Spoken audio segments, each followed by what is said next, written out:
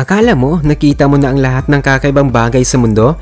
Maghintay ka muna dahil may mga pangyayari sa kalikasan na parang galing sa isang pelikula pero may tunay na paliwanag. Dahil sa video ito, narito ang ilan sa mga pinakakakaibang tanawin na may nakakagulat pero siyentipikong paliwanag. Una ay pag-uusapan natin ang glowing water. Akala mo nakita mo ng ilan sa mga pinakamagandang tanawin sa mundo? Maaring magbago ang isip mo kapag nakita mo ang kumikislap na tubig sa karagatan. Sa ilang lugar sa mundo, may mga alon na tila nagliliwanag lalo na kapag gabi. Ang magandang epekto na ito ay dulot ng bioluminescence mula sa maliliit na organismo tulad ng algae. Kapag gumalaw ang tubig dahil sa malaking alon o paggalaw sa dagat, naglalabas ang mga ito ng liwanag na nagbibigay ng kakaibang tanawin. Sunod ay narito rin ang walking ladders. Sa unang tingin, kapag nakakita ka ng hagdan na tila gumagalaw mag-isa sa gabi, maaring magtaka ka kung ano ang nangyayari. Pero ang totoo, may simpleng paliwanag ito at hindi ito isang misteryo.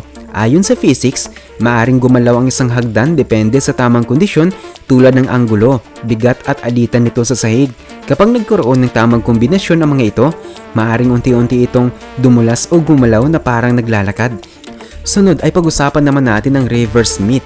Dahil sanay na tayo na ang tubig ay kalmado at tuloy-tuloy na dumadaloy, hindi natin agad maiisip na may dalawang ilog na maaaring magsama pero hindi agad naghahalo. May ilang lugar sa mundo kung saan makikita ang kakaibang tanawin na ito sa pagitan ng dalawang anyong tubig. Parang may nakikitang linya na naghihiwalay sa kanila. Ang dahilan nito ay dahil magkaiba ang katangian ng tubig. Tulad ng temperatura at kapal nito, may isang bahagi na maaaring tubig tabang habang ang isa naman ay tubig alat, kaya nagkakaroon ng ganitong kakaibang epekto. Sunod ay narito rin ang the ocean on fire. Parang imposibleng mangyari na ang dagat ay magkakaroon ng apoy, pero may mga pagkakataong nangyayari ito dahil sa isang dahilan. Isang halimbawa nito ang malaking apoy na nakita sa karagatan malapit sa Yucatan Peninsula ng Mexico. Dahil ang apoy ay nasa ibabaw ng tubig, marami ang nagtaka kung paano ito posible. Ipinaliwanag na ang dahilan nito ay isang problema sa ilalim ng dagat mula sa isang offshore oil facility kung saan may lumabas na natural gas at nagkaroon ng apoy. Matapos ang ilang proseso, tuluyan din itong naapula. Sunod ay narito rin ang breathing forest. Isipin mo na lang na makakita ka ng isang gubat na parang humihinga at hindi mo alam kung ano ang nangyayari. Siguradong mapapaisip ka kung ano ang dahilan nito. Ang idea ng isang humihingang gubat ay parang kakaiba at mahirap paniwalaan, kaya maraming nagtaka kung totoo ba talaga ito. Noong 2021, isang kakaibang video ang kumalat sa internet na nagpapakita ng isang gubat na tila umaangat at bumababa na parang humihinga. Maraming tao ang namangha at naghanap ng paliwanag sa nangyayaring ito. May ilan na naghahambing nito sa galaw ng lupa, pero dahil sa pag-aaral ng siyensya, nalaman ang tunay na dahilan.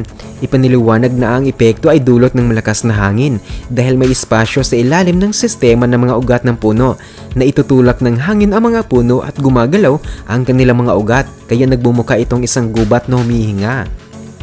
Sunod ay narito rin ang tree pollen.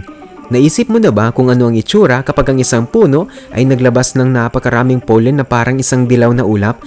Ganito ang nangyari sa isang puno ng pine. Normal lang na naglalabas ng pollen ang mga puno, pero ang dami nito ay maaaring maging kapansin-pansin lalo na kapag sabay itong kumalat.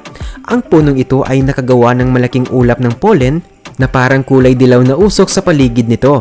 Hindi lang mga punong nakahiga ang maaaring maglabas ng ganitong dami ng pollen. Kahit ang isang nakatayong puno ay maaaring magkaroon ng ganitong epekto kapag gumalaw ang mga sanga nito. May isang video tungkol dito na ibinahagi online kung saan sinabi ng isang mag-asawa na napansin nila ang dami ng pollen mula sa puno. Sunod ay pag-usapan naman natin ang door to hell. Narinig mo na ba ang tungkol sa tinatawag na Gates of Hell? Isa itong malaking hukay sa Turkmenistan na patuloy na naglalabas ng apoy mula pa noong 1971. Ang lugar na ito ay tinatawag na ganoon dahil sa itsura nito.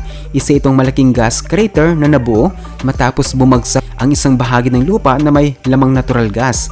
Ayon sa isang paliwanag, nangyari ito habang may ginagawang pagbabarina noon at hindi sinasadyang nabuksan ang isang malaking bahagi ng gas sa ilalim ng lupa. Para maiwasan ang pagkalat ng gas, sinindihan ito at inaasahang matatapos ng ilang linggo, pero patuloy pa rin ang paglabas ng apoy hanggang ngayon. Dahil sa kakaibang tanawin nito, naging isa itong kilalang destinasyon ng mga turista. Gayunpaman, pinag-aaralan din kung paano ito magagamit sa hinaharap. Sunod ay suriin naman natin ang moose na naglalakad sa tubig. Maaring hindi mo agad mapansin sa unang tingin, pero may mga kuha na nagpapakita ng isang moose na tila naglalakad sa ibabaw ng tubig. Napakaganda nitong panuurin dahil parang madali nitong tinatahak ang tubig habang humahakbang dahil malaki at mabigat ang isang moose. Pero ipinaliwanag ng mga eksperto na hindi talaga ito naglalakad sa ibabaw ng malalim na tubig. Ang lugar pala ay mababaw lamang kaya kayang tumayo at makagalaw ng moose roon. Kahit hindi ito isang misteryo, nananatili pa rin itong isang kakaibang tanawin na nakakabilib panoorin. Sunod ay narito rin ang mga natutulog na balyena. Isa sa mga nakakamanghang tanawin sa karagatan ay ang makita ang malalaking balyena, lalo na ang mga higanteng sperm whale. Marami nang nalalaman tungkol sa kanila dahil sa mga pag-aaral. Pero ang paraan nila ng pagtulog ay nananatiling kawili-wili sa maraming tao. Kadalasan ang mga balyena ay gumagalaw sa dagat para maghanap ng pagkain at maglakbay. Pero dahil sa tulong ng mga mananaliksik at diver, nakita kung paano sila nagpapahinga. Nakakagulat makita na parang nakalutang lamang sila sa tubig habang natutulog. So nang tingin, maaaring isipin ng iba na may nangyari sa kanila. Pero nagpapahinga lamang sila. Karaniwan silang natutulog ng maikli lamang at tinatawag itong paraan ng pagtulog na drift diving. Sunod ay narito rin ang Blood Falls. Ang Blood Falls ay isang kakaibang anyong lupa na matatagpuan sa malamig na bahagi ng Antarctica. Sa gitna ng puting yelo, makikita ang tubig na may kulay pula na parang may ibang kulay na dumadaloy mula sa bato. Nung una, maraming nagtanong kung bakit ganito ang itsura nito. Pero ayon sa mga pag-aaral, ang kulay ay dulot ng natural na proseso. May mga microorganism tulad ng red algae at mataas na antas ng iron sa tubig na nagdudulot ng kakaibang kulay pula nito. Susunod ay pag-usapan naman natin ang Danakil Depression. Matatagpuan sa hilagang bahagi ng Afar Triangle sa Ethiopia ang Danakil Depression, isang kakaibang lugar na nabuo dahil sa paggalaw ng mga tectonic plate. Isa itong malawak na lugar na parang imbakan ng tubig dahil naiipon dito ang mga likido pero wala itong direktang daluyan palabas. Kilala rin ito bilang isa sa pinakamainit na lugar sa mundo. Para itong ibang mundo dahil mayroon itong mga lawa ng lava, mga lawa ng asin, bulkan at makukulay na bukal. Sunod ay pag-usapan naman natin ng sea fleas. Kapag nakakita ka ng maraming maliliit na nilalang na lumalabas mula sa buhangin, talagang nakakakuha ito ng atensyon. Ang tinatawag na sea fleas ay maliliit na nilalang na karaniwang matatagpuan sa mga baybayin. Madalas silang kumakain ng mga organic material mula sa dagat. Karaniwan silang bahagi ng natural na ecosystem sa tabing dagat at tumutulong sa proseso ng pagkabulok ng mga bagay na galing sa karagatan. Bagamat kakaiba silang tingnan kapag sabay-sabay silang lumilitaw mula sa buhangin, bahagi lamang ito ng natural na kilos ng mga nilalang na ito.